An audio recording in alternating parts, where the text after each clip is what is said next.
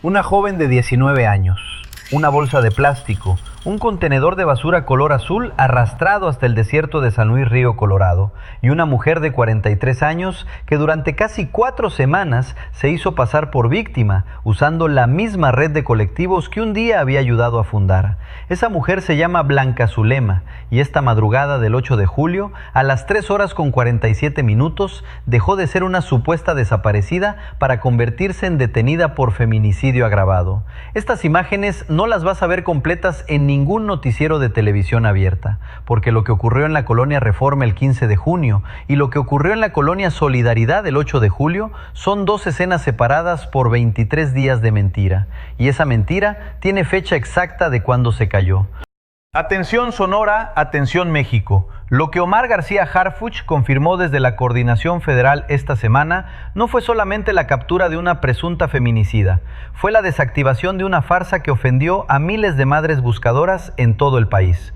El equipo de investigación bajo la coordinación de Harfuch trabajó en apoyo directo con la Fiscalía General de Justicia del Estado de Sonora y con la Agencia Ministerial de Investigación Criminal para cerrar el cerco sobre Blanca Zulema y sobre Jesús Guillermo, de 26 años, coacusado en el mismo expediente. El caso no es solo local, es nacional, y te voy a explicar por qué.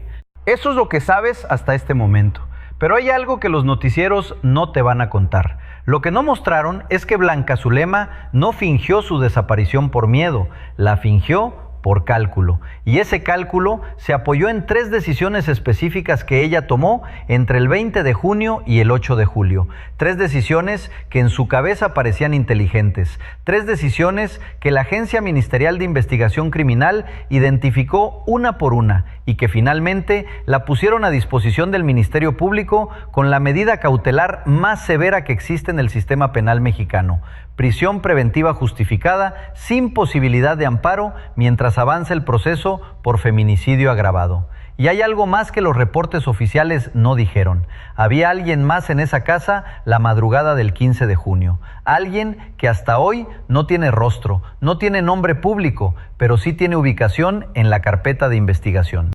Y esa pregunta, la pregunta sobre quién era la tercera persona en esa habitación, tiene nombre en los archivos internos que el equipo de Harfuch está cruzando en este momento con los peritajes de Sonora. Para entender la magnitud de lo que pasó, primero necesitas saber quién es San Luis Río Colorado. No es cualquier ciudad, es frontera, es el vértice donde Sonora, Baja California y Arizona se encuentran en un solo punto geográfico. Es una ciudad que a las 3 de la madrugada huele a asfalto caliente y a polvo del desierto, donde las luces de los fraccionamientos se apagan temprano y los bulevares vacíos parecen escenarios de ausencia. Es una ciudad que aprendió a dormir con un ojo abierto, porque en los últimos años ha enterrado a más personas de las que los registros oficiales reconocen. Y en ese contexto de dolor acumulado, en el 2021, una mujer de entonces 38 años decidió ponerse al frente de un colectivo de búsqueda. Su nombre, Blanca Zulema. Su motivación pública, encontrar a su sobrino, Abisai Saucedo Valenzuela, desaparecido desde el 11 de julio de ese año. Su sobrino, hasta la fecha, sigue sin aparecer.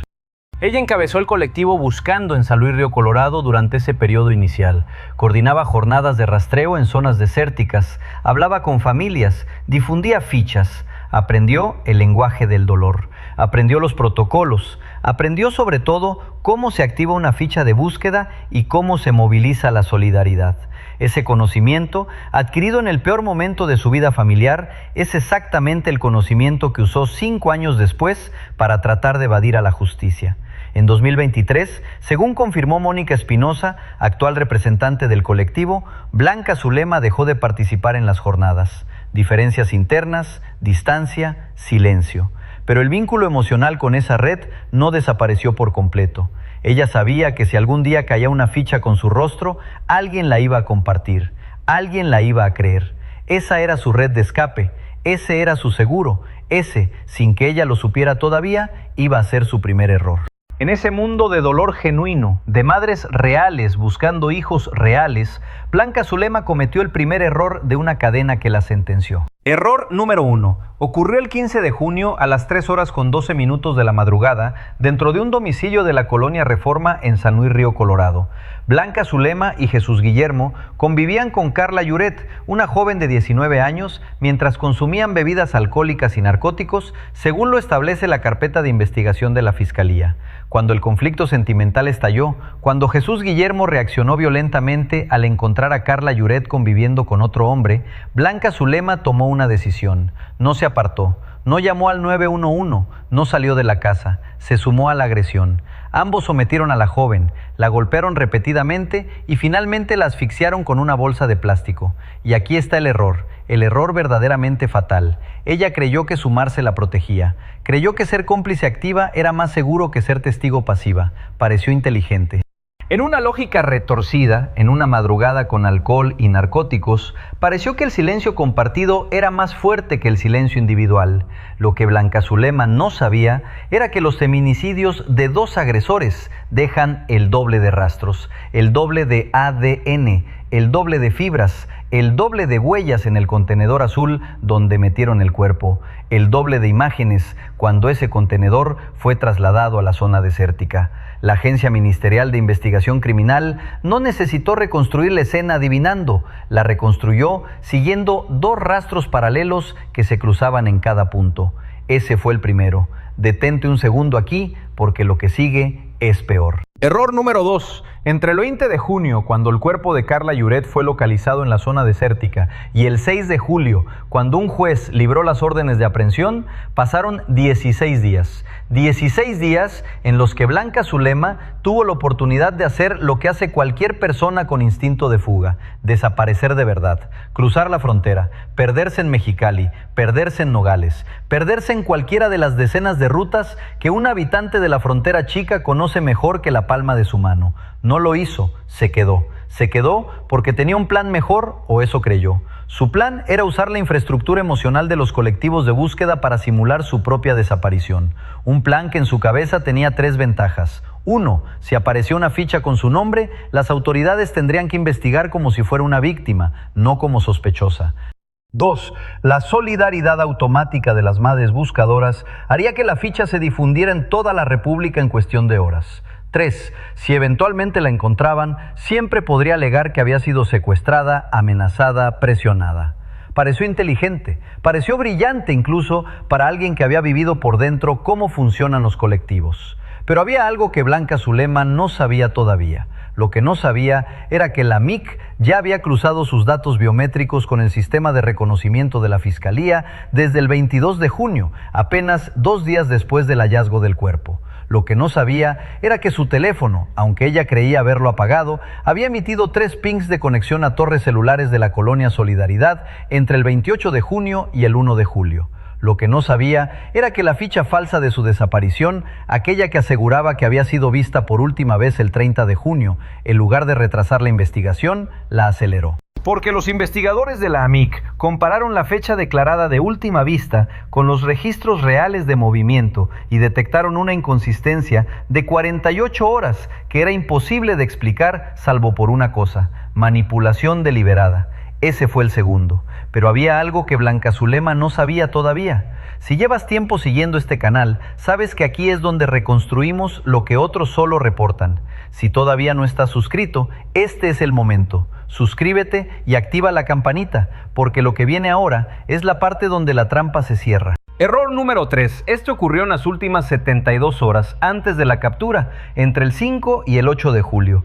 Con las órdenes de aprehensión ya libradas el 6 de julio, con su ficha de desaparición ya circulando en redes de colectivos, Blanca Zulema tomó una decisión operativa que ella interpretó como prudencia y que en realidad fue confirmación. Decidió permanecer en una casa de la colonia Solidaridad, apenas a menos de 4 kilómetros de la escena original del crimen en la colonia Reforma. 4 kilómetros. Ese fue el margen que ella consideró seguro. Su razonamiento, según la reconstrucción que hicieron los analistas ministeriales, fue el siguiente: si me quedo cerca, no dejo rastro de tráfico entre ciudades. Si no salgo a carreteras, no aparezco en retenes. Si no uso mi vehículo, no aparezco en cámaras de gasolineras. Pareció inteligente.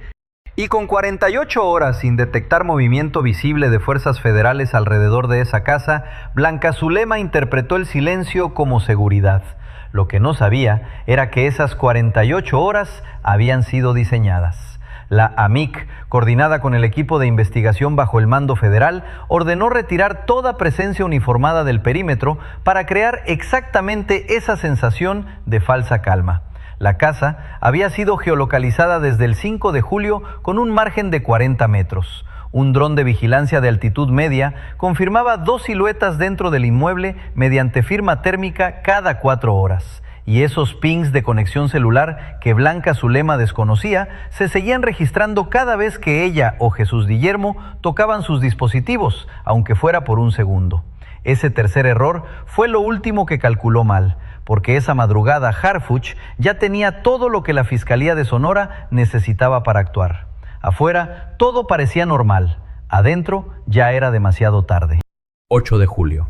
2 horas con 41 minutos de la madrugada. San Luis Río Colorado, Colonia Solidaridad, calle sin faroles, bulevar vacío a 2 cuadras. Los primeros elementos de la Agencia Ministerial de Investigación Criminal tomaron posición en un perímetro de 3 anillos concéntricos. Anillo externo, 6 vehículos sin insignias visibles, apagados, con oficiales en ropa civil. Anillo intermedio, 4 unidades tácticas listas para intervención rápida, ubicadas a 180 metros del objetivo.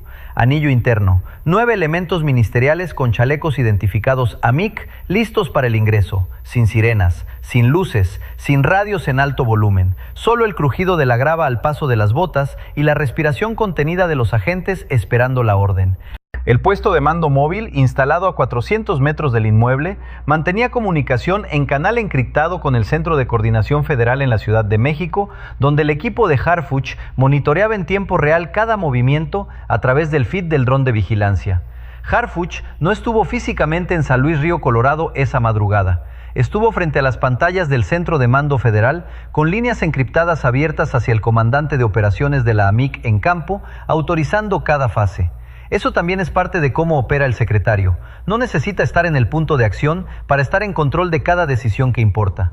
A las 2 horas con 53 minutos, el dron confirmó la firma térmica de las 2 siluetas en la habitación posterior del inmueble. Una acostada, una sentada, ninguna en movimiento. A las 3 horas con 4 minutos, el inhibidor de señal fue activado en un radio de 90 metros alrededor del inmueble para evitar cualquier comunicación de salida en caso de que los objetivos detectaran movimiento. A las 3 horas con 11 minutos, la orden de ingreso fue transmitida en canal cerrado. Los 9 elementos del anillo interno se movieron en formación de contención hacia las 2 entradas del inmueble, principal y trasera, simultáneamente. Nadie encendió linternas. Los visores nocturnos hacían el trabajo. A las 3 horas con 14 minutos, la puerta principal fue abierta con el protocolo mínimo de intrusión. No hubo arietes, no hubo detonaciones controladas. La cerradura se dio al primer intento porque en el operativo de Sonora se decidió priorizar el elemento sorpresa por encima del elemento intimidación. Cada segundo contaba. A las 3 horas con 15 minutos, los primeros elementos ingresaron por el pasillo lateral. Jesús Guillermo fue localizado dormido en un sillón de la sala, con 2 botellas vacías y ceniceros llenos alrededor. No opuso resistencia. Fue asegurado en el suelo y esposado en menos de 40 segundos. A las 3 horas con 16 minutos, el segundo equipo ingresó a la recámara del fondo. Ahí estaba Blanca Zulema, sentada en la orilla de una cama estrecha, con el celular en la mano, con la pantalla encendida. Cuando la puerta se abrió, no gritó, no lloró, no intentó correr, miró a los elementos, dejó el teléfono sobre la cama con un movimiento lento y extendió las muñecas. Los agentes ministeriales le leyeron sus derechos constitucionales en el lugar. Le informaron que quedaba a disposición del agente del Ministerio Público bajo el cargo de feminicidio agravado. La confirmación de identidad se hizo mediante reconocimiento biométrico portátil con margen de coincidencia superior al 99,4%. A las 3 horas con 47 minutos, ambos detenidos ya estaban a bordo de unidades de traslado en dirección al Ministerio Público. Alto al fuego jamás fue necesario. Amenaza neutralizada. 0 bajas, 0 disparos. Cuando las luces se encendieron dentro de la casa de la Colonia Solidaridad, el inventario comenzó. Los peritos ministeriales documentaron cada objeto encontrado bajo cadena de custodia federal con acta notarial levantada a las 4 horas con 22 minutos de la mañana. La lista incluye lo siguiente: 2 teléfonos celulares, uno de ellos con la ficha de búsqueda falsa de Blanca Zulema aún abierta en pantalla, con 1,847 compartidos registrados en redes sociales al momento del aseguramiento.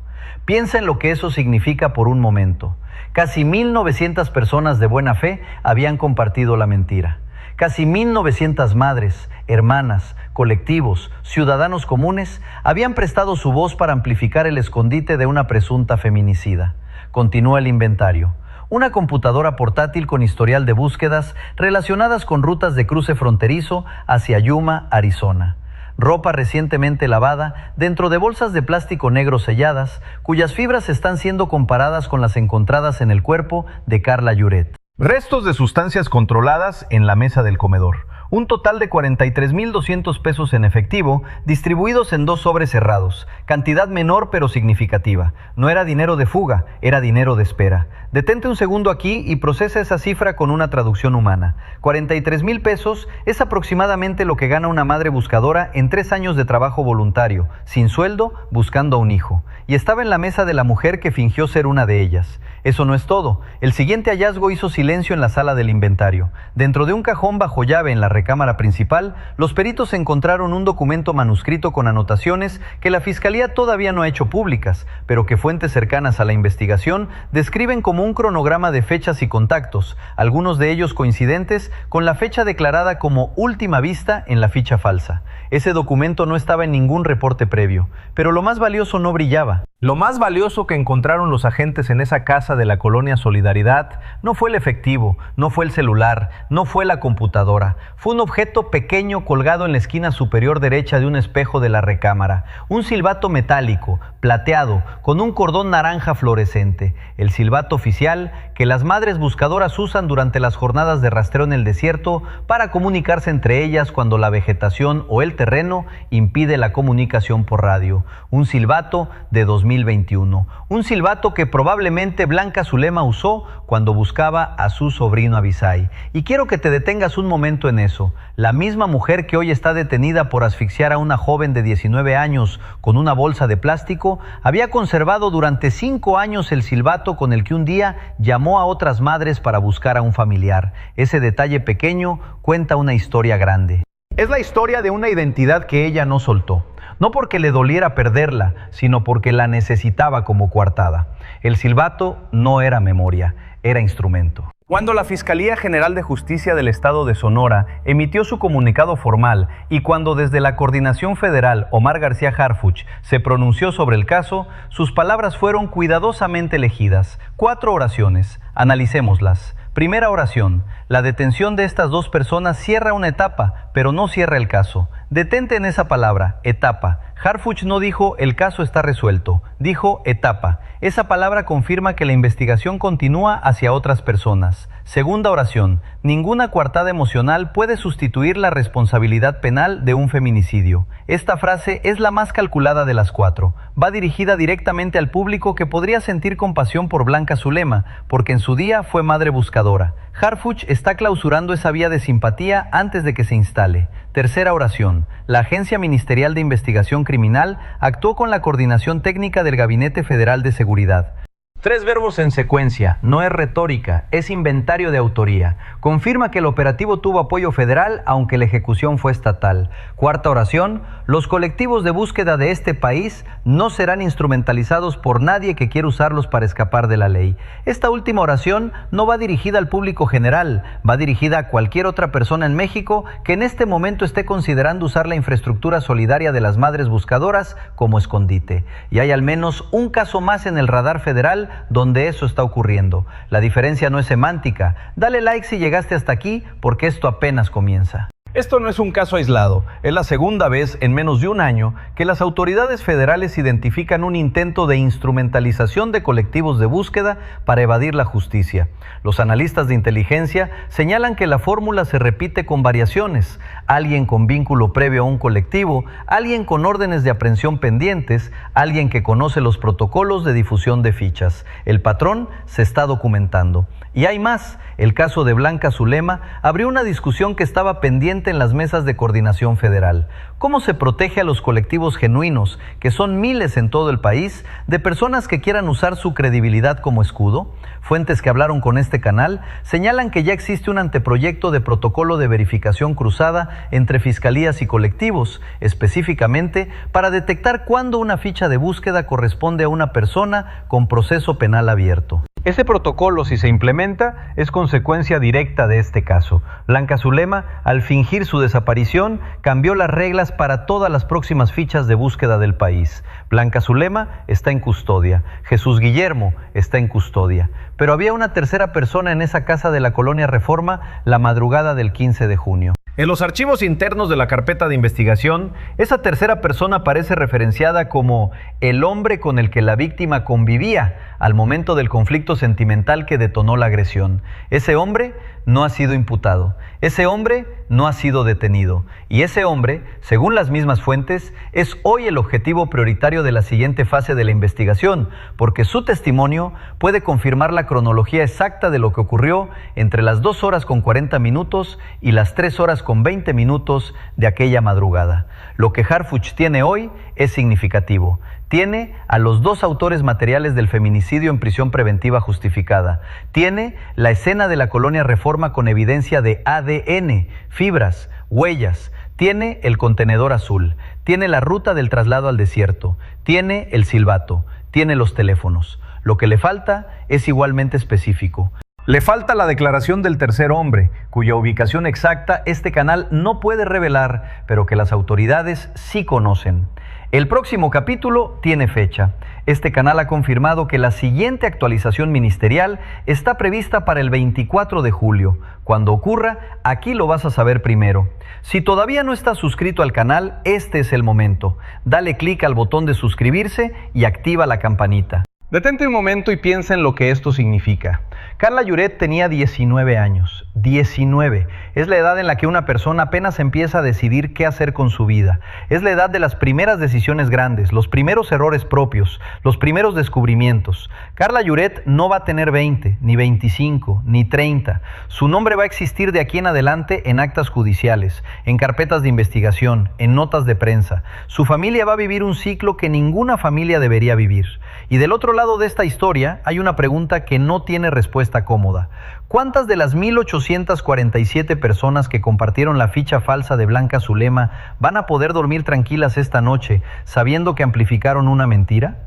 La respuesta, honestamente, es que la mayoría no lo sabía y no tenía manera de saberlo. Y esa es exactamente la razón por la que Harfuch fue tan claro en su última oración. Los colectivos no serán instrumentalizados por nadie. ¿Cuántos otros casos así hay en este momento en México? Escríbelo en los comentarios, porque eso es exactamente lo que la Coordinación Federal está tratando de determinar. Regresa por un momento al inicio de este video. Una joven de 19 años, una bolsa de plástico, un contenedor de basura color azul arrastrado hasta el desierto de San Luis Río Colorado. Una mujer de 43 años fingiendo su propia desaparición. Eso es lo que viste. Ahora sabes lo que realmente significa. Sabes que hubo 3 errores. Sabes que la calma antes del operativo fue diseñada. Sabes que el silbato en el espejo no era memoria, era instrumento. Y sabes que había una tercera persona en esa habitación cuya identidad todavía no es pública. Blanca Zulema y Jesús Guillermo están en prisión preventiva justificada, pero el tercer nombre sigue afuera. La historia no terminó en la Colonia Solidaridad, apenas encontró su siguiente capítulo. Suscríbete ahora, activa la campanita. Cuando rompa la noticia del 24 de julio, vas a querer ser el primero en saberlo.